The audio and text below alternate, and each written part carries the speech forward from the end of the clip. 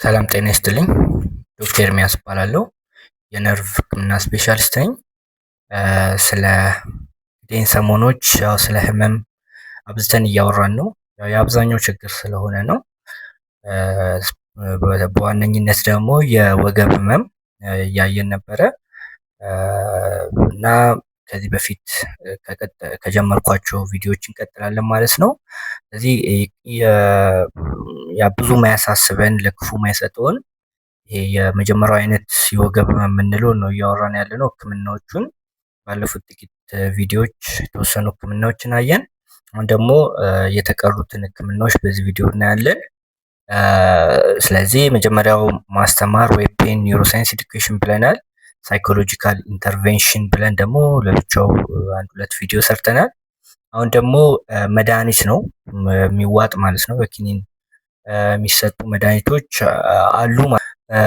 እነዚህ አሁን እንግዲህ ህመም ከዚህ በፊት ያልነው ያው አእምሮ ላይ ነው የሚሰማን ብለናል። ህመም ወገብ ላይ የሚሰማን ወገብ ላይ ቢሆንም ያው ይሄ ህመሙ አእምሮ ላይ ሲደርስ ነው ህመም የሚሰማን ብለናል ከዚህ በፊት ባለው ቪዲዮ እና ስለዚህ ምንድነው ይሄ መልእክት ወደ ላይ የሚወስዱ ነርቮች አሉ እና ወደ ታች ደግሞ የሚመጡ ነርቮች አሉ ህመም እንዳይሰማን የሚያደርጉ ማለት ነው።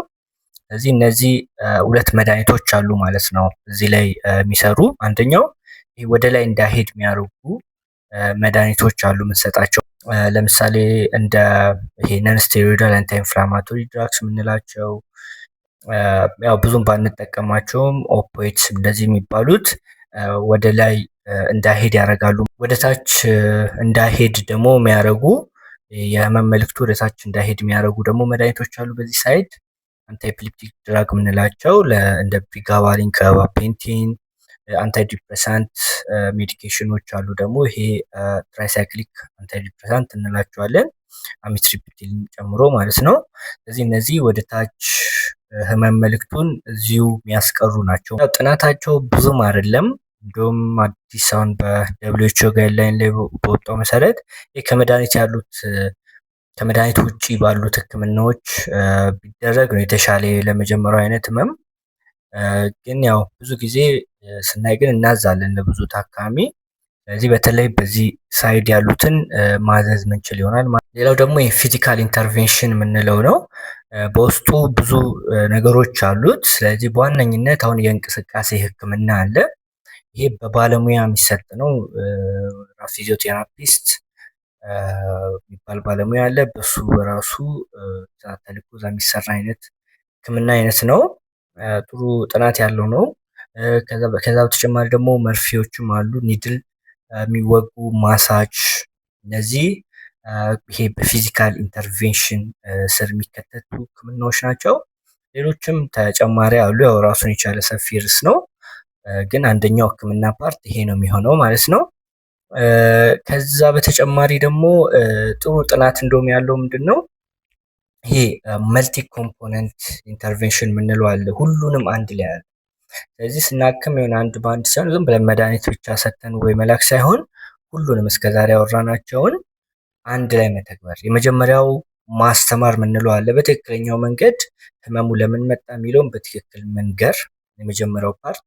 ሁለተኛው ከተቻለ ያው ብዙ ጊዜ አይገኝም እንጂ ይሄ ሳይኮሎጂካል ኢንተርቬንሽን ወይ የስነ ልቦና ህክምና የሚሰጥበት መንገድ አለ ለህመም ብቻ ተብሎ ማለት ነው። እሱን መስጠት።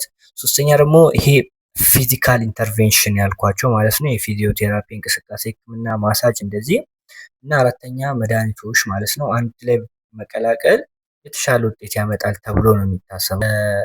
እነዚህ ናቸው ማለት ነው። ይሄ ቆየ የመጀመሪያ አይነት የወገብ አሁን ስለ ወገብ ብቻ አወራሁ እንጂ አብዛኛው የቆየ ህመም እነዚህ ህክምናዎች የሚሰሩ ነው የሚሆነው።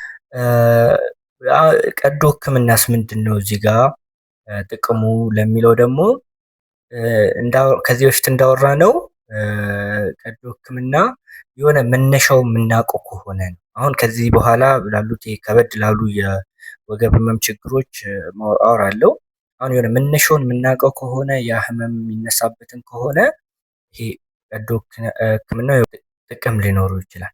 እዚህ ጋር ግን ነን ስፔሲፊክ ወይ ደግሞ ፕራይሜሪ እንደዚህ ነው የምንለው እና መነሻው ግልጽ አይደለም፣ ተወሳሰበ ነው። አውርተናል አይደለ ከዚህ በፊት። ምክንያቱም መነሻውን በግልጽ ስለማናውቀው እንደ ሕክምና ጥናት ላይ ብዙ ጥናት ተደርጓል፣ ብዙም ጥቅም የለውም ነው የሚባለው። እስከዛሬ ያወራናቸውን ሕክምናዎች በማድረግ ማከም ይቻላል። አመሰግናለሁ።